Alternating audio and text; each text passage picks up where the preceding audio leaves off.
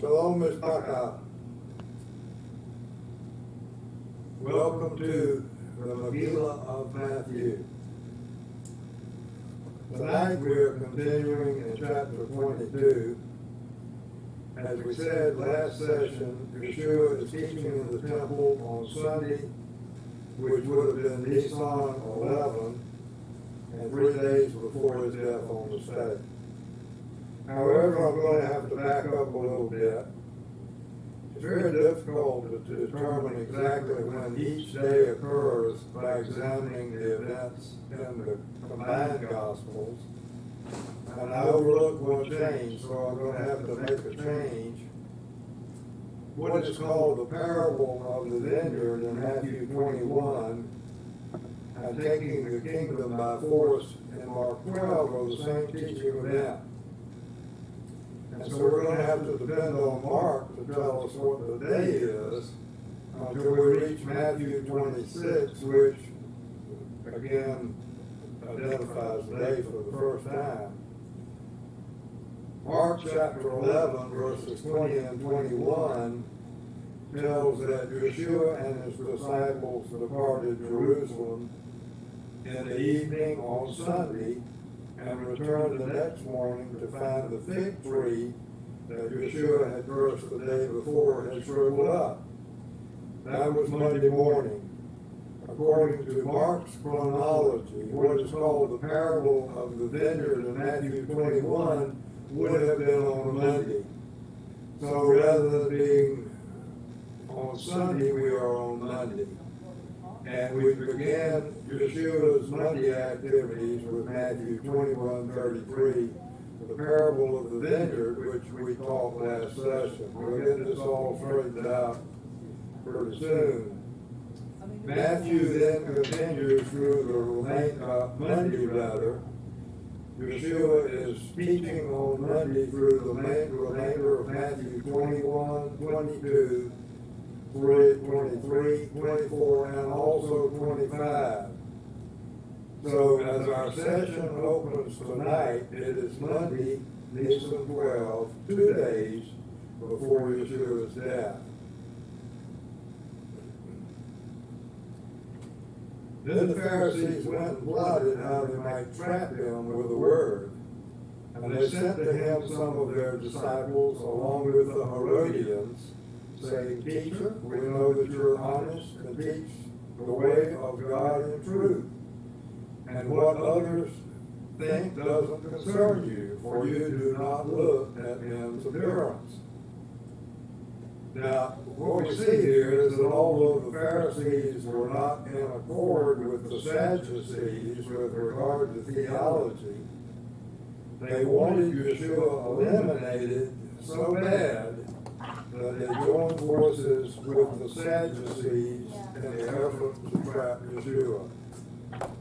In this passage, they are called Herodians, but the Herodians were a sect of the Sadducees, and the Sadducees as a larger group was the party which was made up of high priests, aristocratic families, and merchants.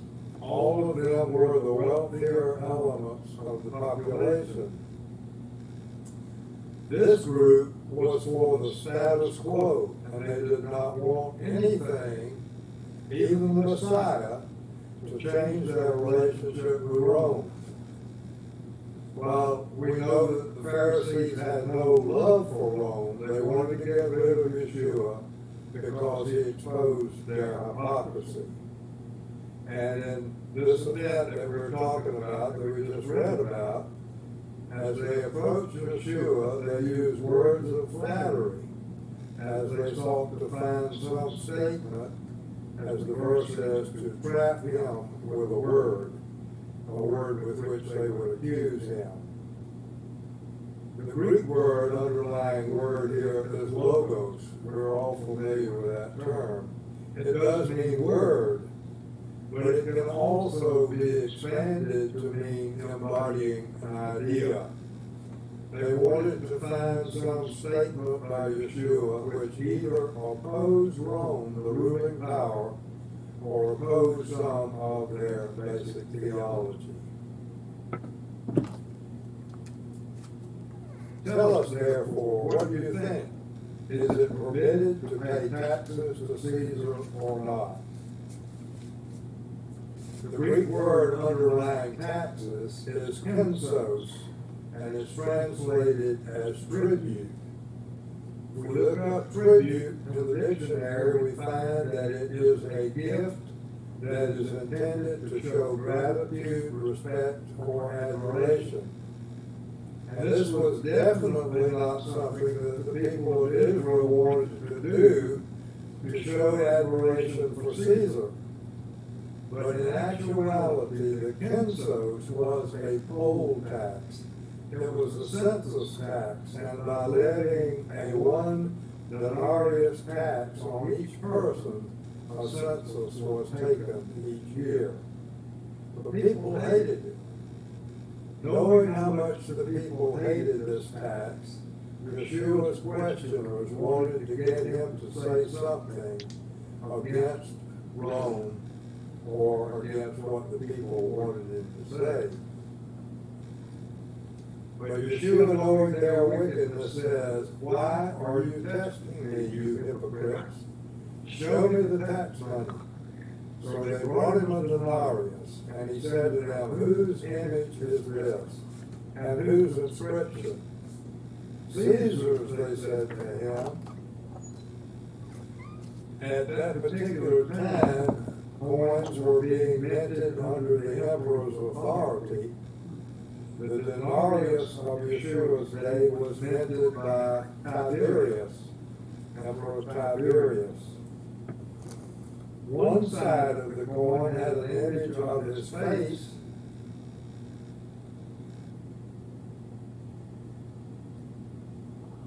and the other side was an engraving of him sitting on his throne in priestly robes. We remember that the emperor was the high priest of the Torah. To the Pharisees, this coin was idolatry, yet they questioned Yeshua about it. And that's one reason why he called them hypocrites. They opposed Rome, but they used the very thing they opposed to try and trap him. Now, the Sadducees did not look at it in the same way, and they had no problem with this type of idolatry. Then he said to them, "Give therefore to Caesar the things that are Caesar's, and to God the things that are God's." And hearing this, they were amazed. So they left him and went away. And saying, "Give to Caesar the things that are Caesar's," Yeshua acknowledged Caesar's right to assess and collect taxes on those in his kingdom. But he was not suggesting that Caesar had total authority either socially or politically. If you recall, Shalom taught the same thing. He taught principles that he had heard directly from Yeshua. Let every person submit himself to the governing authorities, for there is no authority except from God, and those that exist are put in place by God. Kephas said essentially the same thing. For the Lord's sake, submit yourselves to every human authority, whether to a king as supreme or to governors sent by him, for the punishment of those who do evil and the praise of those who do good. While Yeshua acknowledged Caesar's civil authority, he made a separation between things that were under his authority and God's authority.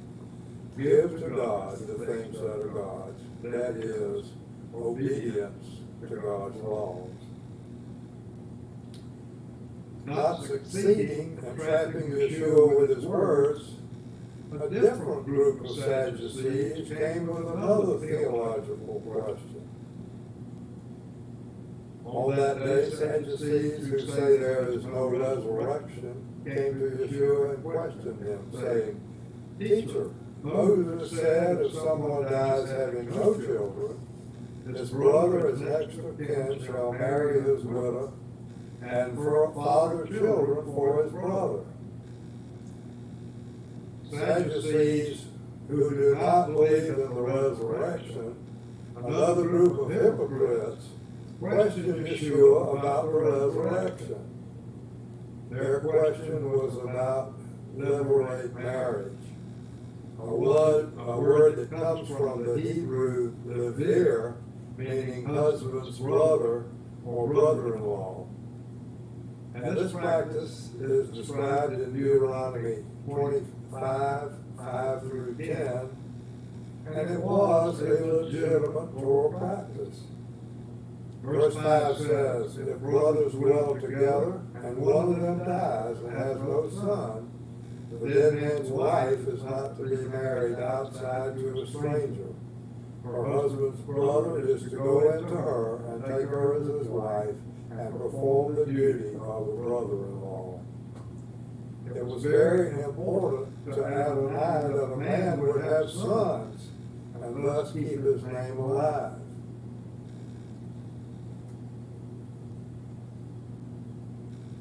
Now there were 7 brothers among us. The first married and died, having no offspring, left his wife to his brother. In the same way also the second and the third, down to the 7th. Last of all the woman died. So in the resurrection, whose wife of the 7 will she be? For they all had married her. Well, this was not a real question. These Sadducees were displaying their disbelief in the resurrection and attempting to trap Yeshua at the same time. The Sadducees did not believe in the supernatural. They denied the resurrection of the dead, and they denied the existence of angels. But answering, Yeshua said to them, you've gone astray, because you don't understand the Scriptures or the power of God. For in the resurrection they neither marry, nor are given in marriage, but are like angels in heaven. Yeshua essentially said to them, the Scriptures never intended that the levirate marriage be taken to such an extreme. And you don't understand the power of God who does resurrect the righteous ones. Yes, Yeshua said, there is resurrection, but there's no marriage in heaven.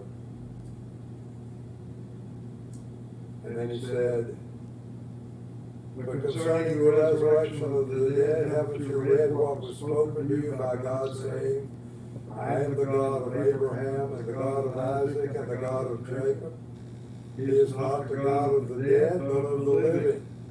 When the crowds heard this, they were astounded at his teaching. By saying, I am the God of Abraham, and the God of Isaac, and the God of Jacob, Yeshua quoted Exodus 3:6. Adonai said that when Israel was in Egypt, and all 3 men of these 3 men were dead to this world, that was when that was spoken. But as Yeshua pointed out, they were alive in the resurrection. And Yeshua quoted this verse from Torah, Exodus 3:6, to make his point. He could have quoted it from Isaiah 26:19. He could have quoted it from Daniel 12:2, or he could have quoted it from Job 19:26. But he quoted it from Exodus 3:6 because the Sadducees only accepted the 5 books of Moses as being authoritative. Pretty smart, the Son of God.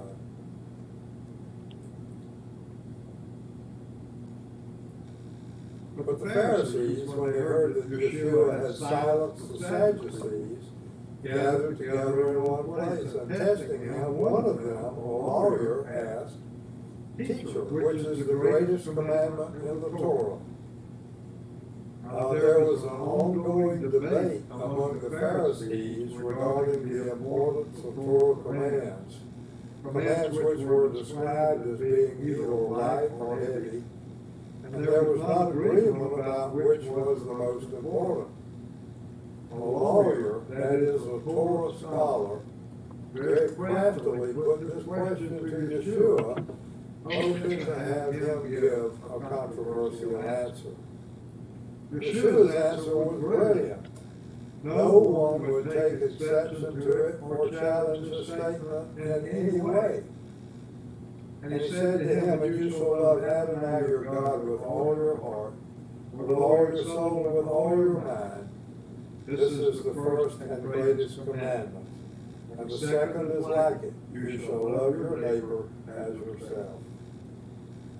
In answering this, Yeshua quoted Deuteronomy 6, which says, "Love Adonai your God with all your heart, with all your soul, and with all your strength."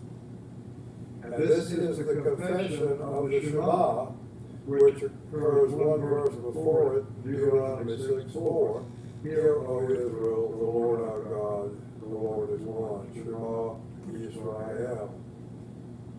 We make this confession daily as individuals, but we also make it collectively when we gather on Shabbat.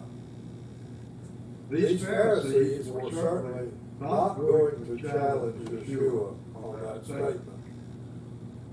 The second command which he quoted comes from Leviticus 19. "You are not to take vengeance, nor bear any grudge against the children of your people, but love your neighbor as yourself. I am Adonai." Now, if we read this verse critically, it specifically refers to the children of your people, that is, Israel's children. But if we go on down to verse 34, it makes it clear that it extends beyond that. "The outsider dwelling among you should be to you as the native born among you. You should love him as yourself, for you dwelled as outsiders in the land of Egypt. I am Adonai, your God." And we take it even further today and refer to all human beings as being our neighbor, believing that that was Adonai's intention. The entire Torah and the prophets hang on these two commandments. I believe that Yeshua's meaning was that all of the Tanakh is based on love. If we love Adonai and we love our neighbor as required by Adonai, we will not violate any of his Torah commands. Conversely, on the other hand, Adonai's and Yeshua's purpose in giving them to us was because of his love for us. So what we saw here is that Yeshua was questioned first by the Pharisees, along with a group of Sadducees of the Herodian sect, and then by another group of Sadducees. And following that, the original group of Pharisees was still in the temple area, and now Yeshua is going to call them over and say, "I have a question for you." Now, while the Pharisees were gathered together, Yeshua asked them a question, saying, "What do you think about the Messiah? Whose son is he?" "David's," they say to him. "Then how is it," he says to them, "that David by the Ruach calls him Lord? For he says, Adonai said to my Lord, sit at my right hand until I put your enemies under your feet." Yeshua has shown openly by his teachings and by his answers to all their questions that he is the Mashiach. And now he brings it out further into the open. A Psalm of David, Adonai declares to my Lord, "Sit at my right hand until I make your enemies a footstool for your feet." By quoting David in Psalm 110:1, Yeshua declares openly that he is David's Lord, the Messiah who is sitting at the right hand of the Father. If David then calls him Lord, how is he his son? No one was able to answer him a word, nor did anyone dare from that day on question him any longer. Well, the logical answer to Yeshua's question, how is he David's son, is that he is David's descendant, but also Adonai's anointed one, the Messiah. And the Pharisees got the point. Their questions were over, and now they had to devise a way to kill Yeshua. Turning away from the group of Pharisees, Yeshua now addressed the crowd on the Temple Mount. Then Yeshua spoke to the crowds and to his disciples, saying, "The Torah scholars and Pharisees sit in the seat of Moses. The seat of Moses, the symbol of judicial authority in Israel, was occupied by the Pharisees at that time. They were the official interpreters of Torah. The following verses that I'm going to read to you show the progression of the development of this truth, which Yeshua recognized. Judges and officers you are to appoint within all your gates that Adonai your God has given you, according to your tribes, and they are to judge the people with righteous judgment." This was explained, the way it was supposed to work was explained one chapter later. Suppose a matter arises that it's too hard for you to judge over bloodshed, legal claims, or assault, matters of controversy within your gates. Then you should go up to the palace, to the place Adonai your God chooses, and come to the Levitical Kohanim and to the judge in charge at that time. And you will inquire, and they will tell you the sentence of judgment. You are to act according to the sentence they tell you from the place that Adonai chooses, and take care to do all that they instruct you. You are to act according to the instruction they teach you and the judgment they tell you. You must not turn aside from the sentence they tell you to the right or to the left. The man who acts presumptuously by not listening to the Kohen, who stands to serve there before Adonai your God, or to the judge, that man must die. So you are to purge the evil from Israel. And all the people will hear and be afraid, and not act presumptuously again. So as we just read, it could either be the Kohen or a judge. Well, the Pharisees were the majority party, and they controlled the Sanhedrin and all of the lesser courts in Israel in Yeshua's day. Because Moses was the original judge who sat down to judge in Exodus 18, the judgment seat was named for him, the seat of Moses. The next day, Moses sat to judge the people, and they stood around Moses from morning to evening. Following the time in the wilderness, in the early days, the judgment took place at the gate of the city. But in the first century, the great Sanhedrin of 71 judges met every day to make judgments in the chamber of hewn stones in the temple. And they met every day except festivals or Shabbat. But there are also lesser Sanhedrins of 23 judges in Israel in the larger cities. And then in the synagogues there was the Beit, the house of judgment, which had 1 to 3 leaders who were Pharisees. Now there were also actual physical seats of Moses in some of the synagogues, but they were not places of teaching. That is in the synagogue at Chorazin. They were seats of judgment. Yeshua said, so whatever they tell you, do and observe. But don't do what they do, for what they say they do not do. Yeshua said that they were to abide by the Pharisees' judgments. The word do is translated from the Greek poieo, which means to make or to do. The word observe is from the Greek tereo, meaning to watch over or to guard.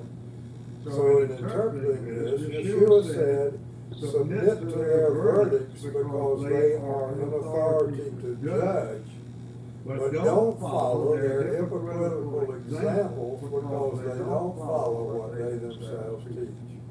They don't practice what they preach. They tie up heavy loads, hard to carry, and lay them on men's shoulders, but they themselves are unwilling to lift a finger to move them. All their works they do to be noticed by men. They make their tefillin wide and their tzitzit long. So Yeshua is only telling the truth and making their decisions. The Pharisees did place heavy burdens on those that they ruled against. And they wanted to be noticed everywhere that they went. They made the tefillin on their foreheads so large that they would be noticed, and their piety, how pious they were when they were praying. They made the tzitzit, the four fringes on their garments, very long, so as to attract attention to them. They wanted to be noticed. They loved the place of honor at feasts, the best seats in the synagogue, greetings in the marketplace, and to be called rabbi by men. They were always calling attention to themselves by sitting in the most honored seats at feasts and in the synagogues. They loved to be greeted in the marketplace and called rabbi. Yeshua saw their hearts and told the crowds the truth about them. And he goes on to make a statement. But these two verses, I think, have been incorrectly interpreted by many people. But you're not to be called rabbi, for one is your teacher, and you're all brothers. And call no man on earth your father, for one is your Father who is in heaven.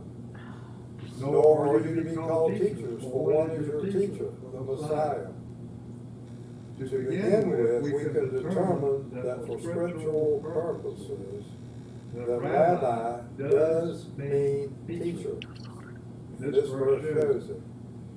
Yeshua turned around and saw them following, and said to them, what are you looking for? They said to him, Rabbi, which is translated teacher, where are you staying? So, rabbi is rabbi in Greek. And teacher is didaskalos.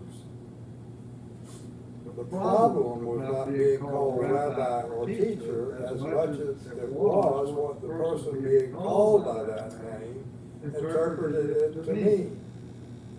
In the first century, there were rabbis who gathered disciples for themselves. They ate together, slept together, and they were taught by their leader, the great rabbi. You're probably familiar with the schools of Hillel and Shammai. These were examples of this about a generation before Yeshua. But there were many others who used the title rabbi with the purpose of declaring that their interpretation of Torah was the correct one. And they had their own group of followers who followed them around. That was the case with Yeshua and his followers, but he was the real one. So this was the case with many Pharisaical rabbis because they interpreted Torah and they declared it correct. A teacher or a leader was sometimes called father as a title of respect. Yeshua wasn't saying not to call those who carried the titles correctly by those titles. What he was saying was that the problem was with the heart and the reason for wanting to be called rabbi. Yeshua was addressing the crowds about the Pharisees and pointing out to them the Pharisees' hypocrisy. His point was that leaders were to be humble, that they were to serve in humility, which the Pharisees did not do. There is one rabbi with a capital R, Yeshua, and we who serve under him are rabbis with a small r. He is the important one. We are his servants.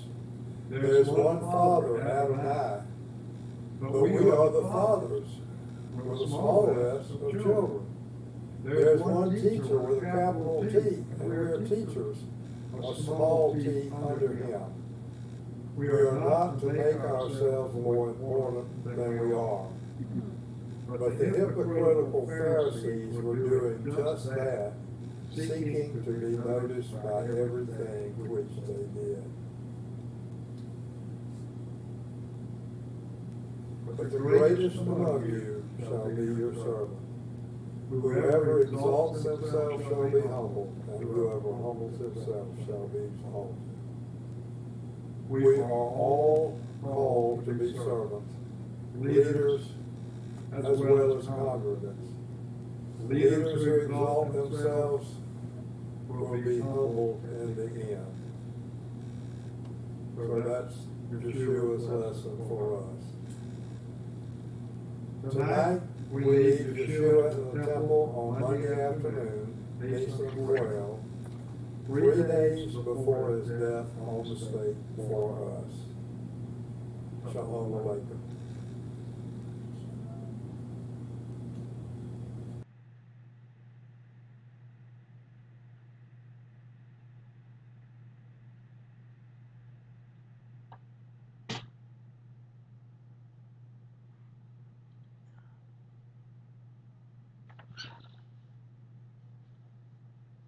You want me to turn this off, Dan?